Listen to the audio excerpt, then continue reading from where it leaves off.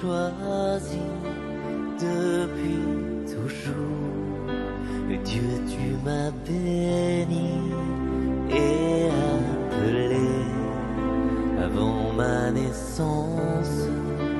Tu me disais dans le silence, Dieu éternel, je sais que tu m'aimes, tu es mon Père, je suis ton enfant. Dieu éternel, je sais que tu m'aimes, je suis à toi éternellement. Il y a quelques jours de ça, je parlais avec ma femme et je lui disais que j'étais quand même assez excité à l'idée de faire ma rentrée à l'église.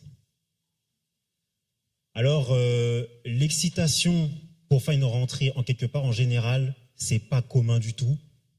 On aime bien les vacances plutôt que la rentrée, en général. Moi, c'est le contraire. Moi, j'aurais préféré commencer depuis juillet.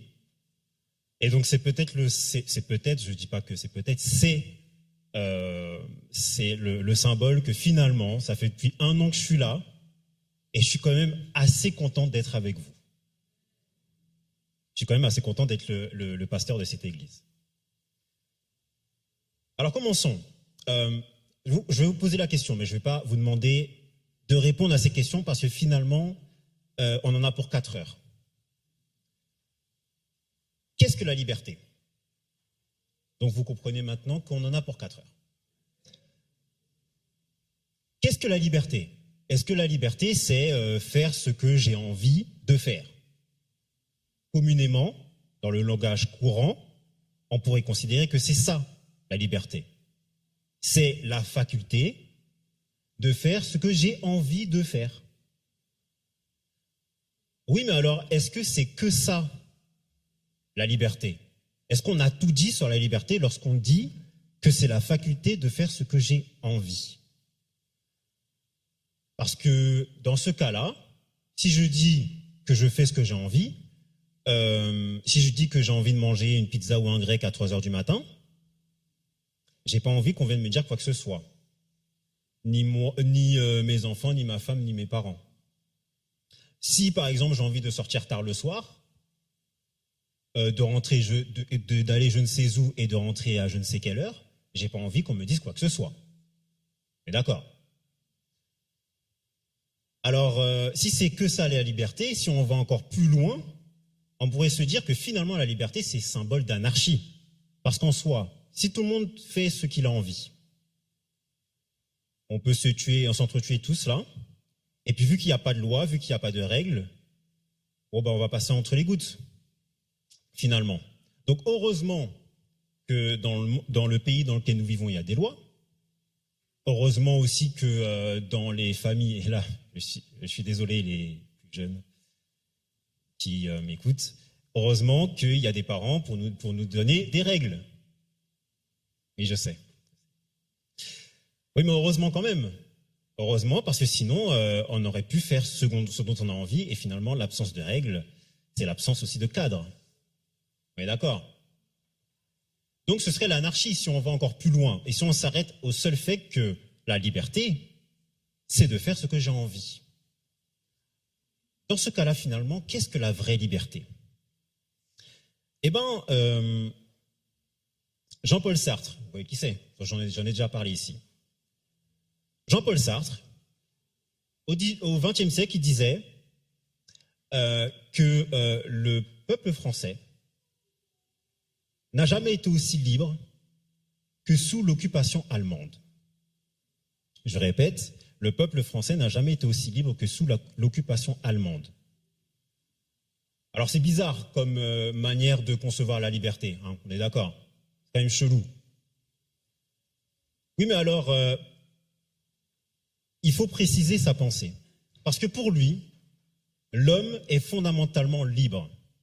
Et c'est que sous la contrainte qu'il prend conscience de sa liberté. Parce que sous la contrainte, on ne va pas se poser la question, est-ce que j'ai envie de manger un grec ou une pizza à 3h du matin? On ne va pas se poser la question de j'ai envie d'aller en quelque part tard le soir, je peux rentrer sans aucun problème. Sous la contrainte, on va se poser la question, dois-je dire oui à la contrainte qu'on m'impose? Dois-je aussi dire oui à la soumission? Ou dois-je dire non et résister à la contrainte qu'on m'impose? Parce que finalement, la vérité, c'est que c'est face à la contrainte que l'être humain se place en face de ses conditions d'existence. Ça va? C'est face à la contrainte que l'être humain choisit sa propre destinée. Donc ça signifie que lorsque l'être humain, face à une contrainte extérieure, dit non, c'est qu'il revendique sa liberté. Dans la Bible, il y en a qui ont voulu assumer leur liberté malgré les risques qu'ils pouvaient encourir. Et finalement, ils ont pris le risque et derrière, Dieu les a bénis de manière à ce qu'ils puissent être les numéros 1 dans un territoire qui ne les appartenait pas. Nous sommes plus ou moins en 580 avant Jésus-Christ à Babylone. Juste avant ça, le peuple babylonien entre en terre judéenne, en terre israélite, vient et saccage tout sur leur passage. Saccagent tout sur leur passage, ils détruisent le temple et ils enferment, ils mettent prisonnier, ils font prisonnier le roi. Ils font prisonnier le roi et ils envoient chez eux, ils emmènent chez eux des personnes en exil. La signification de ça, c'est quoi? C'est que selon Daniel chapitre 1, les premiers versets, on voit que finalement c'est Dieu lui-même qui a quasiment aidé Nabuchodonosor à faire du mal à son propre peuple. Et il faut savoir quelque chose, c'est qu'à l'époque, un peuple construisait son identité à travers son temple, le temple de sa divinité, et à travers la figure de son roi. Donc ça veut dire que lorsque le peuple babylonien vient et fait prisonnier le roi et détruit le temple, ça signifie une chose pour le peuple d'Israël. Ça veut dire que soit Dieu nous a abandonnés, soit Dieu n'existe pas. Ça va? Et le roi de Babylone essaie de consolider sa domination sur le peuple d'Israël par plusieurs moyens. Et il va utiliser 2 moyens. Le premier moyen, c'est de faire venir dans son territoire les plus jeunes intellectuels du pays d'Israël. Je ne sais pas si vous avez déjà regardé des documentaires, notamment sur les plus grands dictateurs qu'a connu ce monde. Mais en général, pour maintenir un peuple sous sa domination, la première catégorie de personnes qu'ils attaquent, c'est les personnes qu'ils parviennent à penser. C'est les personnes qui peuvent mener des réflexions. On s'attaque toujours aux personnes qui pensent. Et c'est ce qui s'est passé pour le roi de Babylone. Le roi de Babylone a fait exactement ça. C'est qu'il a fait venir dans son territoire des jeunes gens qui sont capables de penser. Pourquoi? Parce que maintenant, à partir de maintenant, parce que tout bon dictateur sait que finalement, lorsqu'on s'attaque aux personnes qui pensent, on maintient un peuple sous sa domination. Parce que les personnes qui pensent deviennent un problème.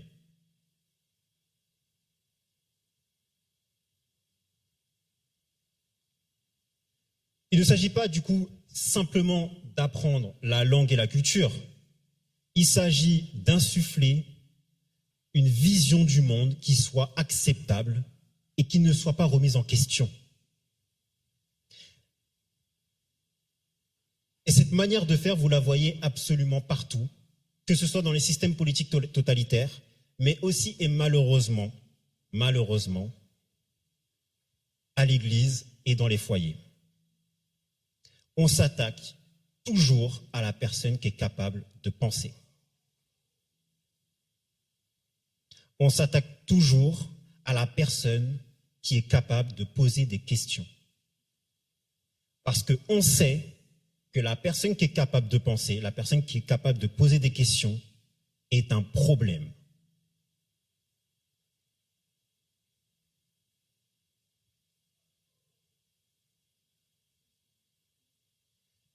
Le deuxième moyen que le roi Nabuchodonosor va employer,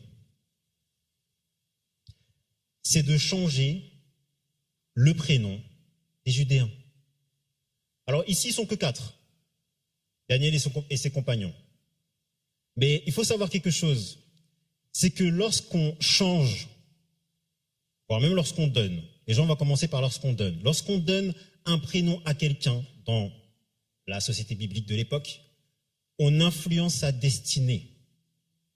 Ça veut dire que lorsque les Judéens viennent en Babylone et qu'on change leur prénom, on leur fait comprendre que désormais, vous n'êtes plus autorisé à être la personne que vous voulez être, vous êtes autorisé à être la personne qu'on souhaite que vous deveniez.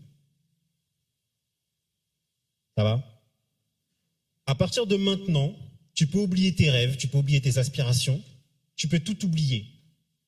On a décidé une vie pour toi, tu n'as qu'à la suivre, un point, c'est tout. Ça veut dire que, puisque tu proviens de tel ou tel peuple, et que dans l'histoire, mon peuple a pris l'ascendant sur le tien, aujourd'hui, je suis capable de te dire que tu ne peux pas être la personne que tu souhaites devenir. Tu es la personne que je souhaite que tu deviennes. Parce que finalement, ce qu'on essaie de faire comprendre aux jeunes Judéens de l'époque, à Babylone, c'est que les gars, vous ne serez jamais l'un des nôtres. Vous serez toujours inférieurs à nous. Et lorsque je dis ça, je suis sûr que vous savez exactement de quoi je parle. Je ne suis même pas obligé d'aller plus loin. Parce que lorsque quelqu'un qui représente un peuple vous dit que parce que dans l'histoire, mon peuple a pris l'ascendant sur ton peuple, alors j'ai le droit de t'agresser. J'ai le droit de te faire comprendre que finalement, tu ne seras jamais la personne que tu souhaites devenir. Je n'ai qu'à te coller des étiquettes et de toute façon, tu ne peux pas te sortir de ça. Et ça, ce sont des choses qu'on peut vivre quasiment quotidiennement. Parce que lorsqu'on provient des quartiers populaires et lorsqu'on n'a pas la bonne origine, c'est ce genre de choses qu'on peut vivre. On te fait toujours comprendre que puisque tu n'es pas de la même race que moi, j'ai le droit de te dire un certain nombre de choses. J'ai le droit de te faire comprendre qu'il y a certaines choses que tu ne peux pas faire dans la vie. Il y a certains métiers, il y a certaines études auxquelles tu ne peux pas avoir accès parce que tu n'as pas la bonne origine. Ça va ? Je parle à quelqu'un aujourd'hui ou pas ?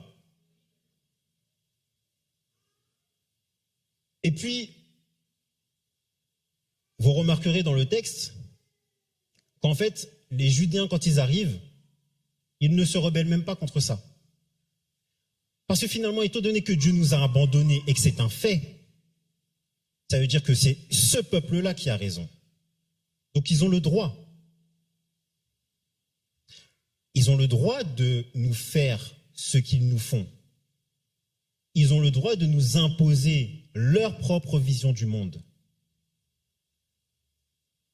Sauf qu'il y en a, parmi les Judéens, qui vont se dire, nous on ne rentre pas dans ça. Il s'agit de Daniel et ses compagnons. Et la première chose que Daniel va faire, Daniel et ses compagnons vont faire, c'est que dans le texte biblique il est mentionné, tout d'abord, On va le prendre. À partir du verset 5. Le roi leur fixa pour chaque jour une portion de mets de sa table et du vin dont ils buvaient, voulant les élever pendant 3 années, au bout desquelles se tiendraient devant le roi. Et on continue au verset 8. Daniel décida de ne pas se souiller avec les mets du roi et le vin dont il buvait, et il supplia le chef des hauts fonctionnaires de ne pas l'obliger à se souiller. Il y a quelque chose que Daniel et ses compagnons font et qui est marquant, et vous allez voir plus tard que ce sera le point de bascule de ce texte. C'est que Daniel et ses compagnons vont aller à contre-courant de ce que leur impose une contrainte extérieure. Je tiens à préciser, même si après, derrière, vous pouvez me faire tout ce que vous voulez, il n'y a pas de problème. Vous pouvez m'envoyer des pierres, des trucs, il n'y a pas de souci, d'accord ? Je vais quand même préciser ma pensée. Lorsque le texte dit « Daniel demandait à manger des légumes et de l'eau », excusez-moi de vous choquer comme ça, mais ce n'est pas du végétarisme avant l'heure. Ce n'est pas ça, ou du moins ce n'est pas que ça. Pourquoi je dis que ce n'est pas que ça ? Parce qu'à l'époque, manger le repas d'un peuple dans lequel nous sommes en exil ou esclaves, ça signifie qu'on souhaite adhérer à la vision du monde du peuple et aussi à sa religion. Donc quand Daniel dit « Je ne veux pas manger les mets du roi, je préfère manger des légumes et de l'eau », ce n'est pas du végétarisme avant l'heure. Voilà. Après, on peut parler de tout ce que vous voulez par la suite, mais ce n'est pas du végétarisme avant l'heure. C'est un acte de résistance dans lequel Daniel et ses compagnons disent non.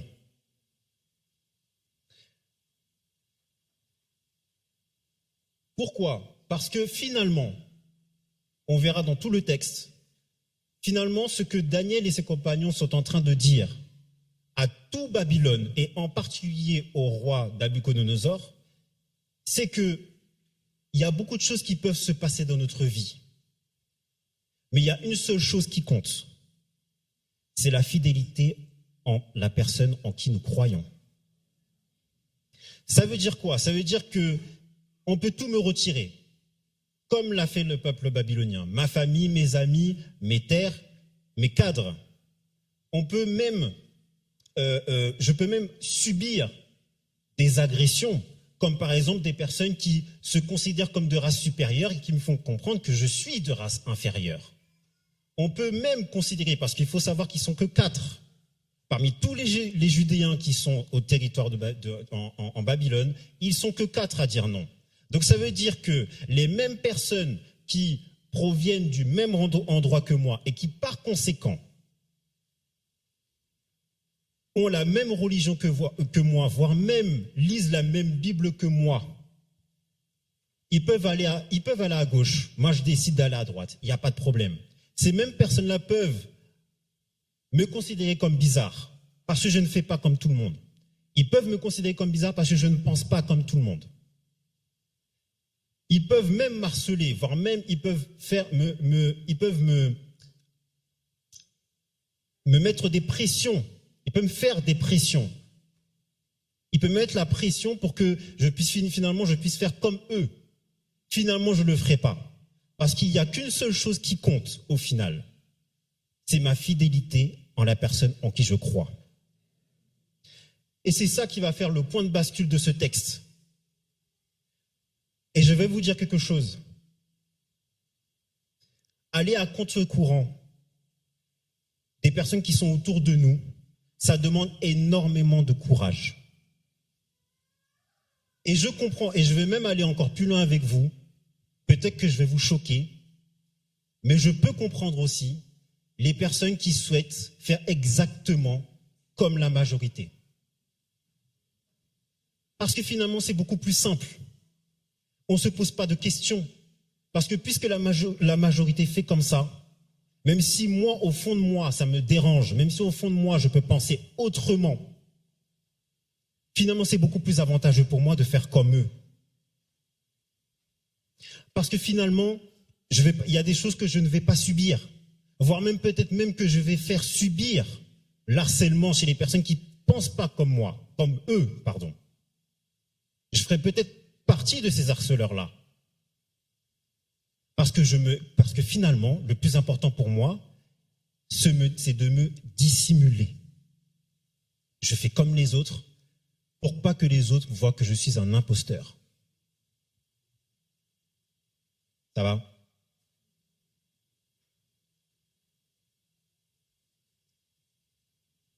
Et cette fidélité sera le point de bascule de ce texte, comme je vous l'ai dit tout à l'heure.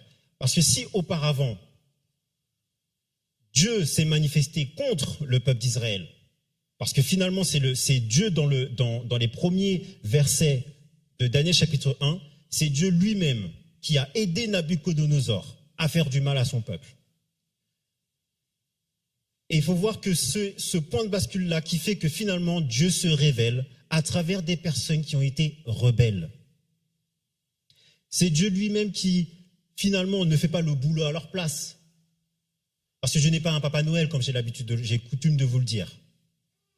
Dieu n'est pas un Papa Noël, mais par contre, il donne suffisamment de compétences et il donne aussi l'Esprit Saint pour que finalement ces personnes-là qui sont rebelles puissent être supérieures aux Babyloniens sur leur propre territoire.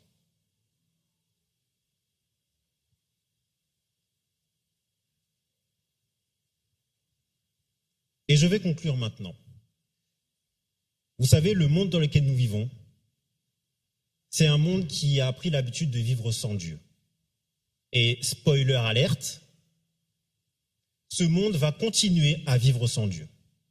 Alors on peut regarder dans toutes les constitutions de certains pays, on peut dire, oh finalement, il y a des principes bibliques qui sont dans certaines constitutions, par exemple dans la Déclaration des droits de l'homme. Oui, certes, sauf que la notion de Dieu n'existe pas. Le monde dans lequel nous vivons a pris l'habitude de vivre sans Dieu.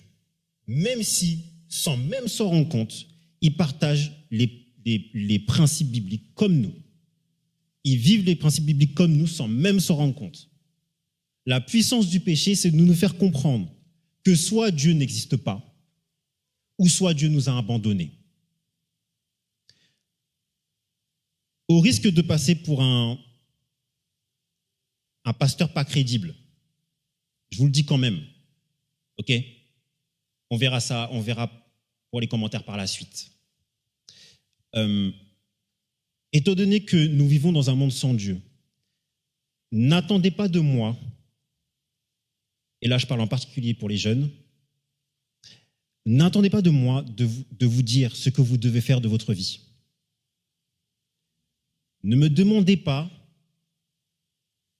qu'est-ce que je dois faire comme étude alors que je dois étudier le sabbat. Je ne pourrai pas vous répondre. Je vous le dis très clairement. Je préfère vous le dire d'ores et déjà. Même si je suis bien content d'être parmi vous, j'espère que ça va durer encore longtemps. Je ne peux pas vous dire ça. Et si vous me dites demain, je ne sais pas si j'ai envie de retourner à l'église ou pas, n'attendez pas de moi de vous dire retournez à l'église, parce que ce n'est pas quelque chose que je vais vous dire. Parce que finalement, on peut aller à l'église, je ne sais où, et pour un nombre incalculable d'années, incalculable de fois, dans l'année. On peut même avoir un poste à l'église ou que sais-je encore. Ce n'est pas ça qui va compter dans le monde dans lequel nous vivons. Je le répète, ce n'est pas le nombre de fois où vous allez à l'église, ce n'est même pas la manière dont vous observez le sabbat qui va compter dans le monde dans lequel vous vivez. Parce que finalement, peu importe ce que vous faites, que ce soit les métiers, que ce soit les études, que ce soit voire même à l'église. D'ailleurs, il y a les nominations bientôt. Que ce soit les postes que vous ayez à l'église ou pas, ce n'est pas ça qui va compter. Le plus important, ce qui compte au fond, au final, c'est la fidélité en celui en qui vous croyez. C'est ça qui va compter. Ce n'est pas le nombre de fois où on a dit à telle personne comment t'es allé, comment ça va, tel ou tel sabbat, oui, je t'ai pas vu, etc., machin, je vais prier pour toi et tout. C'est pas ça qui va compter. Vous pouvez avoir n'importe quel poste à l'église, n'importe lequel. N'importe quel métier, n'importe quelle étude, c'est pas ça qui va compter au final. Demain, si les églises adventistes n'existent plus, demain, s'il y a un décret qui arrive et qui dit que finalement, que ce soit les adventistes ou pas d'ailleurs, on ne peut plus retourner à l'église. Exactement comme ça s'est passé pour les Judéens et pour Daniel et ses compagnons à Babylone. Ce n'était pas possible de retourner à l'église. Il n'y avait pas d'église, il n'y avait pas de culte, il n'y avait pas de temple. Qu'est-ce qui compte au final? Devant tout un tas d'adversités, devant tout un tas de pressions, qu'elles soient familiales, professionnelles, voire même ecclésiales, quelquefois malheureusement. Ce n'est pas ça qui compte. Ce qui compte, c'est la fidélité en qui nous croyons.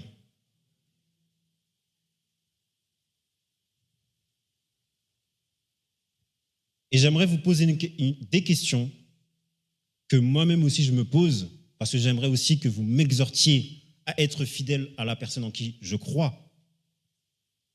La question que j'aimerais vous répondre pour terminer, c'est: es-tu prêt? Es-tu prêt à rester fidèle? Es-tu prêt à rester fidèle en la personne en qui tu crois, peu importe ce qui se passera? Es-tu prêt à rester fidèle en la personne en qui tu crois si demain on te dit que les églises adventistes n'existent plus? Es-tu prêt à rester fidèle en la personne en qui tu crois si demain tu dois subir tout un tas de harcèlement parce que justement tu crois? Ou parce que justement tu viens de tel ou tel pays où je ne sais encore? Sommes-nous prêts? Sommes-nous prêts à rester fidèles? Sommes-nous prêts à rester fidèles peu importe ce qui se passera? Toutes les personnes qui peuvent répondre favorablement à cette question, je vous demande de vous lever, on va prier.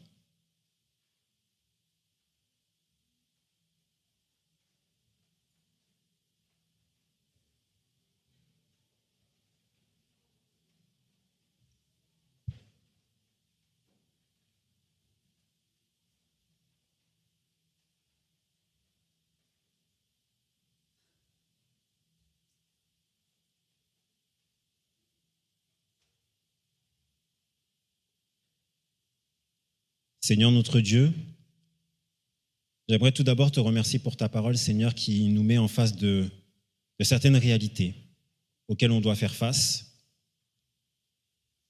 parce qu'on provient de tel ou tel territoire, parce que nous avons telle ou telle croyance. Je te remercie pour cela, Seigneur, et je te prie pour toutes les personnes qui se sont levées, toutes les personnes qui hésitent encore à se lever. Je te prie, Seigneur, pour que tu donnes le courage, Seigneur, de continuer à vivre ta parole, Seigneur, peu importe ce qui se passera. Et à garder en tête, Seigneur, que finalement, la seule chose qui compte et la seule chose qui va compter, c'est la fidélité envers toi. Que, Seigneur, tu puisses nous faire comprendre que ce n'est pas le nombre de fois où nous allons à l'église, ce n'est pas notre religion qui finalement va faire la différence dans ce monde. La seule chose qui va compter, c'est sommes-nous fidèles jusqu'au bout. Sois avec nous, Seigneur, garde-nous et que tu puisses nous accompagner, Seigneur, à travers ta parole. Au nom de Jésus, je t'ai prié. Amen.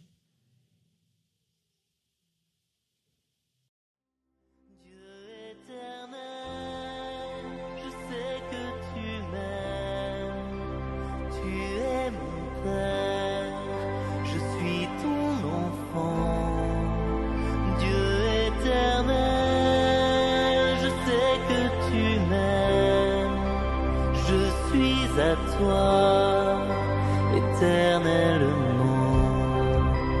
où donc aller, loin de ton souffle, où m'enfuirais-je, loin de ta face, je monte aux cieux.